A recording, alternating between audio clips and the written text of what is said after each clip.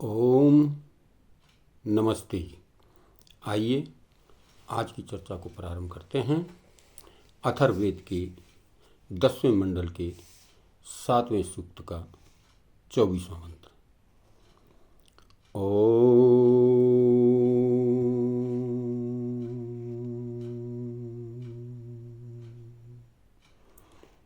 यत्र देवा वरं विदो ब्रह्मं ज्येष्ठमुपासते यो वेत्तान् विद्यात् प्रत्यक्षं स ब्रह्मा वेदितास्याय। शब्दार्थ। यत्र जहाँ पर ब्रह्मविद देवः ब्रह्मज्ञानी देव, ज्येष्ठम ब्रह्म सबसे बड़े और श्रेष्ठ ब्रह्म को उपासते भजते हैं, वहाँ यो वे जो ही तान प्रत्यक्षम उन ब्रह्मज्ञानियों को प्रत्यक्ष करके विद्यात जान लेवे, स वह ब्रह्म महापंडित वेदिता ज्ञाता स्यात् हुए। तो बड़ी ही सुंदर गुरु शिष्य परंपरा इस मंत्र के आधार पर की गई है। तो बताया गया है कि जो विद्वान पुरुष ब्रह्मज्ञानियों से ब्रह्म ज्ञान प्राप्त करते हैं, वे ही संसार में तत्वदर्शी महापंडित विद्वान होते हैं। कहते हैं जो लोग ब्रह्मज्ञानियों से, जो विद्वान पुरुष हैं, अच्छे लोग हैं, वो क्या करते हैं? विद्वानों से, ब्रह्मज्ञानियों से, जो ब्रह्म को जानने वाले हैं, वेद को जानने वाले हैं, उनसे वेदाध्ययन करते हैं, वेद का स्वाध्याय करते हैं, वेदों का अनुकूल आचरण करते हैं। वे ही संसार में विद्वान कहते हैं, पंडित कहते हैं, महाविद्वान कहला जाते हैं। बिना गुरु परंपरा के कोई भी वेद व परमात्मा को जानने वाला नहीं हो सकता। बगैर गुरु के कोई भी जो है न वेद को जान सकता है, न परमात्मा को जान सकता है। इसलिए वेद को जानने के लिए गुरु परंपरा का होना नितांत आवश्यक है। जो भी ब्रह्मज्ञानी हैं, उनसे जो है हमें शिक्षा प्राप्त करनी चाहिए, वेदों का स्वाध्याय करना चाहिए, वेदों के अनुकूल अपने जीवन को बनाने का उनके आधार पर प्रयत्न करना चाहिए। तभी वह व्यक्ति विद्वान कहला सकता है, महापंडित कहला सकता है।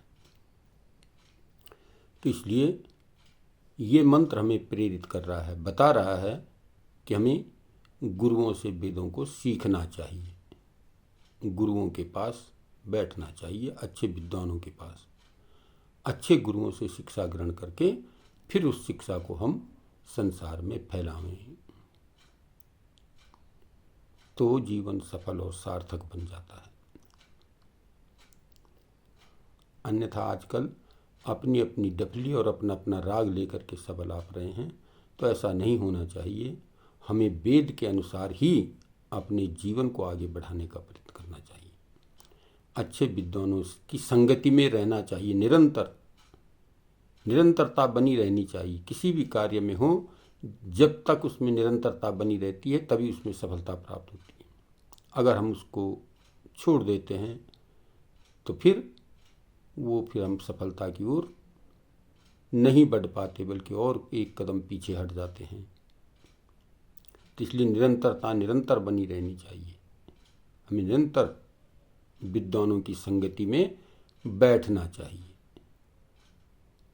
तभी हम विद्वान कहला सकते हैं। तभी हम जो है अपने आप के जीवन को, इस मानव जीवन को सफल और श्रेष्ठ कर सकते हैं।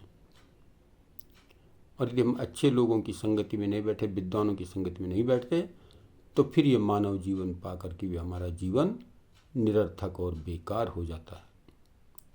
तो इसलिए ये मंत्र हमें प्रेरित कर रहा है कि हमें गुरुओं का सानिध्य में रहना चाहिए, अच्छे लोगों के सानिध्य में निरंतर स्वाध्यायशील बने रहना चाहिए। जो बात समझ में नहीं आए वो अपने बड़े गुरुओं से, आचार्यों से समझ लेनी चाहिए। गुरु का यही तात्पर्य है। तो हम अच्छे विद्वान, और वो परमपिता परमात्मा तो गुरुओं का भी गुरु है। यदि हम उसका सानिध्य प्राप्त कर लेते हैं तो फिर हम सब कुछ प्राप्त कर लेते हैं। तो इसलिए हमें उस गुरुओं के भी गुरु की शरण में निरंतर बैठना चाहिए, निरंतर परमात्मा का ध्यान करना चाहिए, परमात्मा की भक्ति में बैठना चाहिए और परमात्मा के बनाए हुए वेद के अनुसार अपने जीवन को चलाने का प्रयत्न करना चाहिए।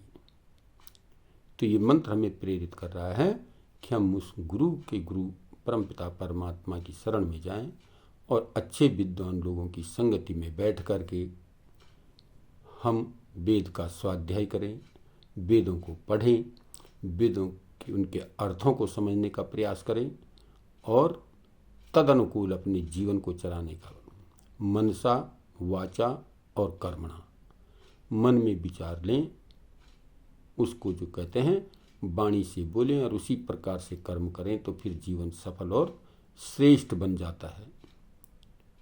तो हम अपने जीवन को सार्थक करने के लिए, सफल करने के लिए इस गुरु परंपरा को बनाए रखें, गुरु शिष्य परंपरा को।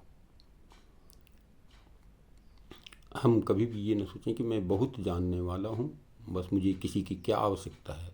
नहीं, जितना भी है वो थोड़ा है, बहुत कम है। इसलिए हमें गुरुओं की शरण में तो निरंतर रहना चाहिए। और गुरु वो होता है जो वेदों में प्रख्यात हो, वेदों का जानने वाला हो।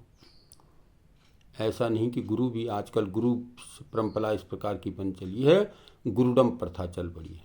तो इस गुरुडम प्रथा से हमें दूर रहना है, अच्छे विद्वानों की संगति में रहना है जो वेद को जानने वाले हों, वेद का स्वाध्यायशील हों और वेद तदनुकूल अपने जीवन को चलाने वाले हों। ऐसे गुरुओं की शरण में जा कर के हम वेदों का स्वाध्याय करें और उनसे ही उस परमपिता परमात्मा के विषय पर हम जानकारी प्राप्त कर सकते हैं और फिर हम परमपिता परमात्मा पर अपना ध्यान केंद्रित कर सकते हैं, उसको लगा सकते हैं।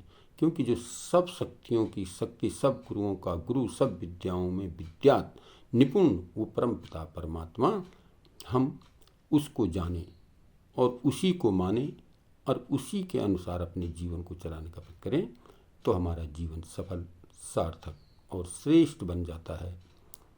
तो ये मंत्र हमें प्रेरित कर रहा है कि हम उस परमपिता परमात्मा की शरण में यदि जाना चाहते हैं तो अच्छे विद्वानों की संगति से परमपिता परमात्मा के विषय पर जान करके अपने आप को परमात्मा की भक्ति में लीन करते हुए अपने जीवन को सफल और श्रेष्ठ बनाएं, विद्वान बने, पंडित बने और अपने इस मानव जीवन को श्रेष्ठ बनाने में समर्थ हो सकें।